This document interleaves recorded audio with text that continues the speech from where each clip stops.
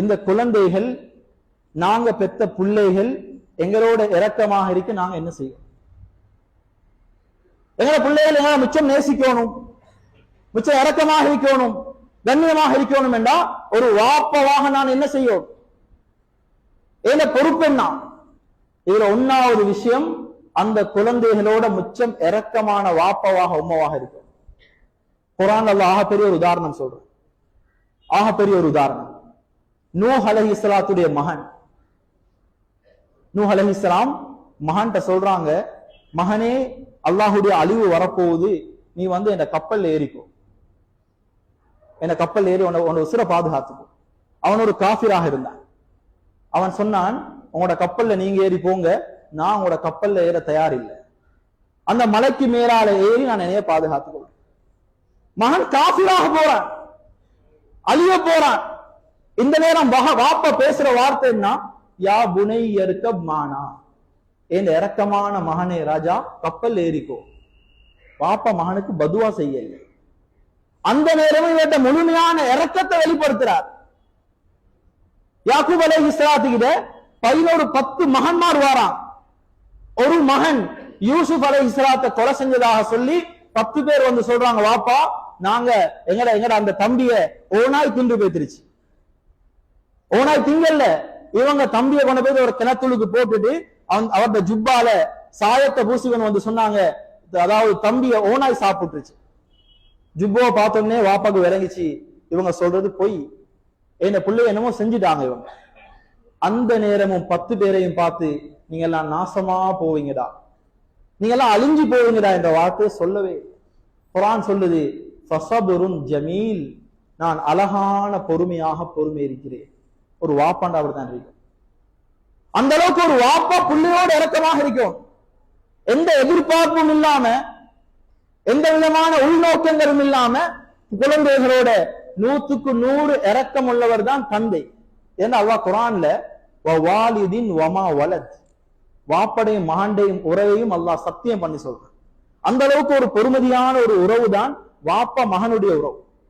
நல்ல ஒரு சந்தோஷமான ஒரு உறவு. வாப்பா மகனை பேசுற நேரம், மகன் ராஜா என்னென்ன இரக்கமான வார்த்தைகள் இருக்கிறதோ அந்த வார்த்தைகளை சொல்லி வாப்பா பேசும். அப்பதான் அந்த குழந்தையுடைய உள்ளத்துல வாப்பாவை பத்தின இரக்கம் அப்படியே பதிஞ்சிருக்கு, அப்படியே ஆழமாக ஊன்றி இருக்கும்.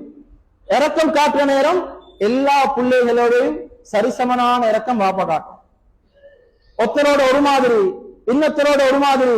மார்க்கம் சொல்லுது, நீங்க முத்தம் கொடுத்தாலும் எல்லாருக்கும் சரிசமனாக முத்தம் கொடுங்க. ஒரு பிள்ளைக்கு 2, இன்னொரு பிள்ளைக்கு 1 இல்லை. அந்த பிள்ளைகளுடைய மனசு நோவுது. சின்ன வயசுல இருந்து அவர் பார்க்கிறார், என் வாப்பா என்னைய விட நானோட இரக்கம், தம்பியோட இரக்கம்.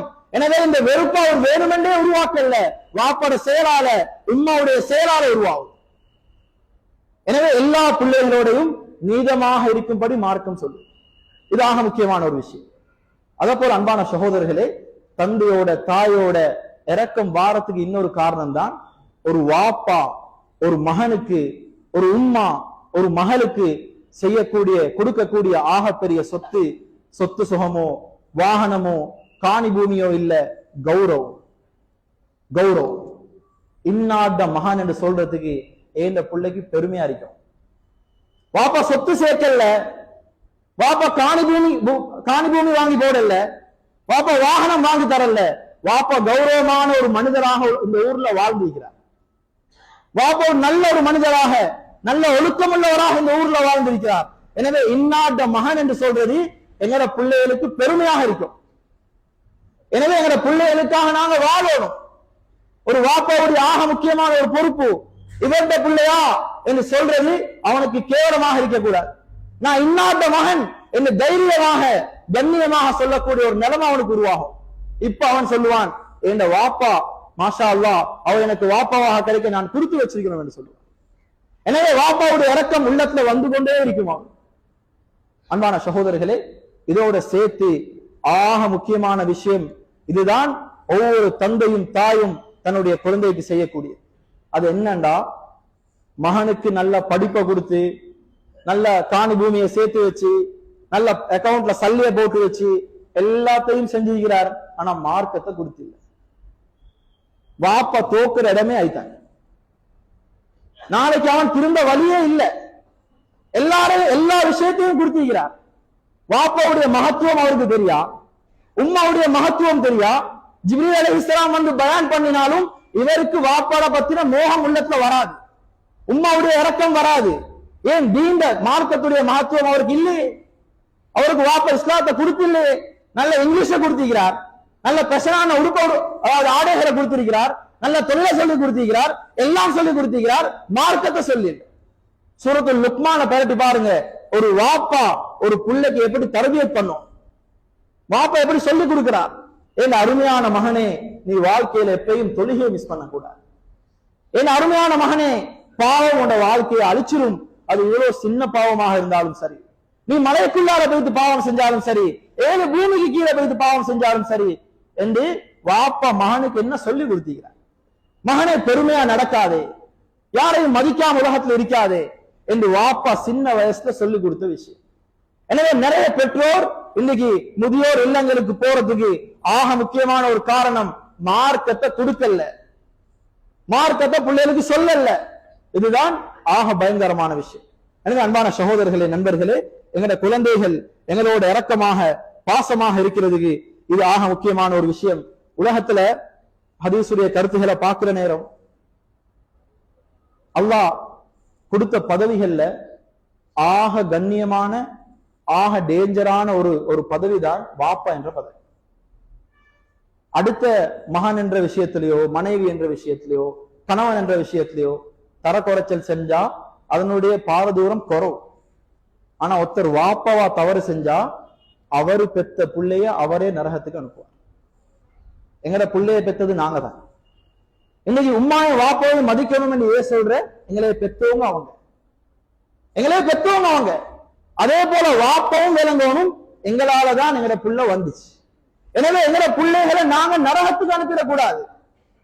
வாப்பாவோட அந்த புள்ள சரியாக நடக்காட்டி அந்த புள்ள நரகத்துக்கு தான் போகும். உம்மாவோட சரியாக நடக்காட்டி அந்த புள்ள நரகத்துக்கு தான் போகும். எனவே அந்த புள்ளைக்கு அந்த வழியில போகாம இருக்கக்கூடிய வழிய அந்த உம்மாவும் வாப்பாவும் தான் காட்டி கொடுக்கும். எனவே ஆக பயங்கரமான ஒரு இடம். அதுக்கு வாப்பாவுடைய வாழ்க்கை சீரான ஒரு வாழ்க்கையா இருக்கும். வாப்போட முன்மாதிரி சிறந்த முன்மாதிரியா இருக்கும். வாப்பா தொழுகையாளியா இருக்கணும். ஹராமான பாவனை வாப்பைக்கு அடிக்க கூடாது, ஹராமான வியாபாரம் வாப்பா செய்யக்கூடாது. குழந்தைக்கு சிறந்த ஒரு முன்மாதிரியாக ஒவ்வொரு வாப்பாவும் இருக்கும். அன்பான சகோதரர்களே, அல்லாஹ் குர்ஆன்ல கடைசியாக அந்த ஆயத்தை முடிக்கிறான். ஒவ்வொருத்தரும் அவங்களோட பெற்றோர்களோட கண்ணியமாக இருந்து அவங்கள சங்கை செஞ்சு அவர்களுக்கு எல்லா உபகாரத்தையும் செஞ்சு ஒரு நாள் அவங்க மூத்தாகிற நேரம் அந்த உம்மாக்கும் வாப்பாக்கும் துவா செய்யக்கூடிய குழந்தையாக அவர் இருக்கும். அல்லாஹ் துவாவையும் சொல்லிதாரான். ரப்பனா ரப்பிர்ஹம்ஹுமா கமா ரப்பயானி ஸகீரா. யா அல்லாஹ், சின்ன வயசுல எங்களோட உம்மா வாப்பா எங்களோட எவ்வளவு இரக்கமாக நடந்தாங்களோ அத போல கபருக்குள்ளார அவர்களோட இரக்கமாக நடப்பாயாக என்று அல்லாவே துவாவையும் சொல்லிதார். எனவே எங்களோட பெற்றோர்கள் இன்னைக்கு உசுரோட இல்லாட்டி உள்ளத்துல ஆசை இருக்குது, என் உம்மாவோட என் வாப்பாவோட நான் சிறந்த முறையில நடக்கணும், அந்த நன்மை எனக்கு இப்ப இல்லையா, அவங்க மௌத்தாயிட்டாங்களே என்று யோசிக்க வேண்டிய அவசியம் இல்லை. அல்லாஹுடைய நபி சொன்னாங்க, உம்மா வாப்பா மௌத்தாகினாலும் சில காரியங்கள் இருக்குது, அதை நீங்க செய்வதன் மூலமாக அந்த நன்மை உங்களுக்கு இருக்கு. அதுல 1வது ஹதீஸுடைய கருத்து, அந்த உம்மாக்கும் வாப்பாக்கும் நாங்க இஸ்திக்ஃபார் செய்யறது, அவங்களுக்காக இஸ்திக்ஃபார் செய்யறது, அவங்களுக்காக துஆ செய்யறது, அவங்களோட பேர்ல சதகாக்கள் செய்யறது. அதோட உம்மா மௌத்தாக இருந்தா உம்மட சாட்சி, அதாவது உம்மட தாத்தா, உம்மட தங்கச்சி இவங்களோட இரக்கமாக நடக்கிறது.